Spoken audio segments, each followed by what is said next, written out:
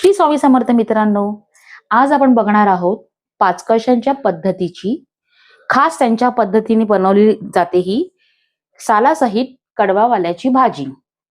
तर चला बघूया आपण कशी बनवायची ती। गॅस चालू केलाय आणि आपण कढई ठेवली आहे, त्यात आपण तेल घालूया।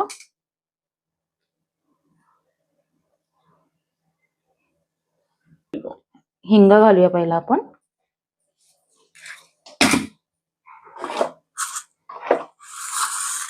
राई, तुम्हाला सगळ्यांना माहितीच असेल माझा युट्यूबचा चॅनल आहे आणि मी लिंक पण बायो मध्ये दिलेली आहे, त्या लिंकला फॉलो करा आणि युट्यूब वरती जाऊन सबस्क्राईब करा। तुम्हाला अशा आगळ्या वेगळ्या रेसिपीज तुम्हाला मस्तपैकी अशा मिळत राहतील। आता आपण घालणार आहोत लसूण। इथे कांदा स्पेशल म्हणजे हा चिरीचा कांदा, म्हणजे आपण उभा कापतो ना बिर्याणीला कांदा आपण तळतो तेव्हा वरती तसा कांदा लागतो, बारीक नव्हे।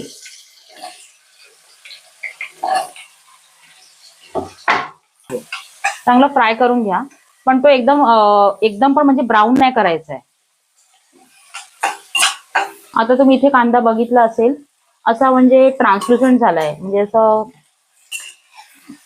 अर्धा कच्चा आपला शिजलेला आहे बोलतात। आता हळद घालूया, घरचा मसाला घालूया, तुम्हाला तिखट जेवढा हवाय त्या हिशोबाने आपण आता।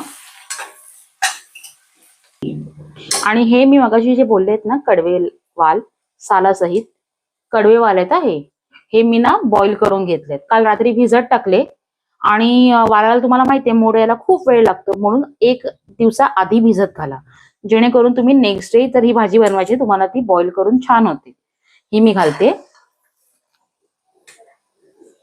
आता चांगलं मिक्स करूया, चवीप्रमाणे मीठ घालूया।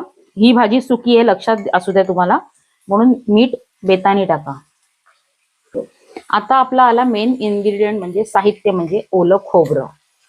ओलं खोबरं खवलेलं, मिक्सरला वाटलेलं नाही। आता मी मगाशी जेव्हा बोलली ना की ओलं खोबरं टाकले, मी भरपूर टाकले। मी ह्या भाजीला भरपूर टाकते, कारण ह्याच्यामध्ये आपण आलं वगैरे आपण टाकत नाही, ती त्याची चव असते खोबऱ्याची आणि आपल्या कांद्याची। थोडी आपण कोथिंबीर घालूया।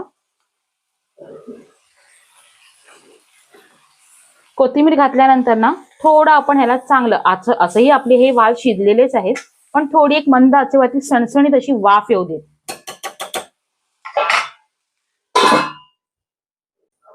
आपल्या भाजीला वाफ आलेली आहे, भाजी आपली तयार